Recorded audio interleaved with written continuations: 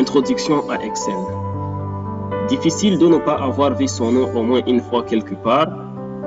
Excel étant des éléments d'une suite bureautique très complète, c'est-à-dire Office. Le logiciel est le leader dans son domaine, sa maîtrise en est aujourd'hui plus ou moins indispensable. Vous pouvez l'avoir sur votre ordinateur et vous ne savez pas à quoi ça sert. Vous avez une vague idée de son utilité, mais ça vous paraît trop compliqué. En clair, vous souhaitez vous lancer dans la bureautique pour vos besoins. Et puis, c'est quoi la bureautique? Autant de questions auxquelles il faudrait commencer par répondre dans un chapitre d'introduction qui vous montrera les intérêts de ce qu'on appelle plus communément les tableurs. Chaque notion importante d'Excel va ici faire l'objet d'un chapitre. Nous abordons le thème au travers d'un ou plusieurs exemples afin de vous fournir la méthode. Libre à vous de combiner plusieurs notions dans un même travail, c'est d'ailleurs tout l'intérêt de ce genre de logiciel. Excel est ici de la suite de logiciels bureautiques Office, plutôt coûteuse. Elle contient notamment un logiciel de traitement de texte, le célèbre Word, qui vous permet de taper et de mettre en forme vos documents texte et images. Excel est un logiciel d'analyse des données. Tu ne vais pas donner la définition de l'analyse des données tant que tu y es. Justement, si vous avez voir que prendre 5 minutes pour réfléchir à la manière de considérer un logiciel peut apporter beaucoup de choses.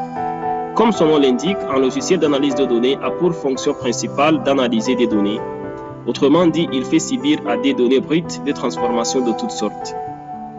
En vue d'une utilisation spécifique, vous n'analysez pas une facture de la même manière que vous analysez un bulletin de paie. Analyser des données, ce n'est donc pas simplement les rendre jolies, mais c'est leur créer une association pour les rendre utilisables. Ce genre de logiciel est une solution possible à la création de bases de données. Par exemple, durant 30 ans, nos parents ont enregistré sur leur magnétoscope des dizaines et des dizaines de cassettes. Pour s'y retrouver, chaque cassette pourrait recevoir un numéro et on pourrait les ranger 15 par 15 dans des boîtes. D'un point de vue très simple, Excel est un outil qui vous permet de saisir des données quantitatives dans une feuille de calcul électronique afin d'appliquer un ou plusieurs calculs mathématiques. Ces calculs convertissent finalement ces données quantitatives en informations. Les informations produites dans Excel peuvent être utilisées pour prendre des décisions dans des contextes tant professionnels que personnels. Par exemple, les employés peuvent utiliser Excel pour déterminer la quantité de stock à acheter pour un détaillant de vêtements, la quantité de médicaments à administrer à un patient ou la somme d'argent à dépenser pour respecter un budget.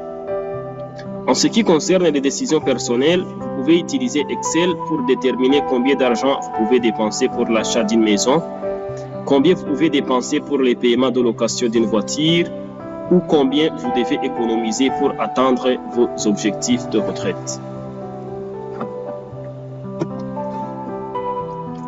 Il faudrait savoir que d'autres entreprises éditent des logiciels d'analyse de données. Par exemple, vous pouvez regarder Apple et sa suite iWork avec son logiciel Numbers.